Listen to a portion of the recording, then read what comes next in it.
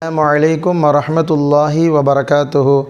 Bismillahirrahmanirrahim. Rabbi shrah li sadri wa yassir li amri wahlul 'uqdatam min lisani yafqahu qawli. அன்பிற்கினிய மாணவ செல்வங்களே, அல்ஹம்துலில்லாஹ், தொடர்ந்து நாம் ஹரக்கத்துடைய பாடத்தை பார்த்து வருகின்றோம். இன்றைய தினத்தில் ஜேர் என்று சொல்லக்கூடிய கஸ்ராவுடைய விளக்கத்தை பற்றி பார்க்கலாம். பிஸ்மில்லாஹிர்ரஹ்மானிர்ரஹீம்.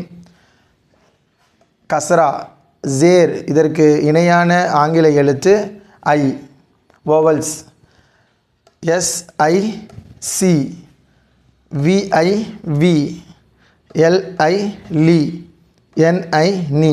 இதை பார்த்தவுடன் நாம் CV லி நீ என்று படித்துவிடுவோம்.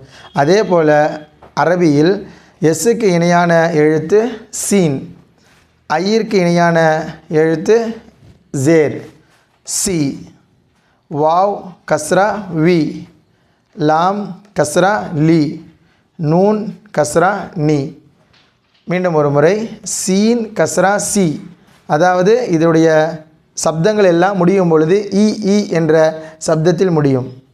சி, வி, லி, நீ, இதுதான் கஸ்ரா ஜேர். உதாரணத்திற்கு நாம் ஃபத்ஹாவில் SA சா என்று பார்த்தோம். இது SIC. இரண்டிற்கும் வித்தியாசம். ஆ என்ற சப்தத்தில் ஜபர் முடியும், இ என்ற சப்தத்தில் ஜேர் முடியும். இன்ஷா அல்லாஹ் இதை தொடர்ந்து மாணவர்கள் பயிற்சி செய்து பாருங்கள். அடுத்த வகுப்பில் அலிஃப் முதல் யா வரை உள்ள எழுத்துக்களை வைத்து கஸ்ரா வைத்து சொன்னால் எவ்வாறு சப்தம் வரும் என்பதை பார்க்கலாம். அஸ்ஸலாமு அலைக்கும் வரஹ்மத்துல்லாஹி வபரகாத்துஹு.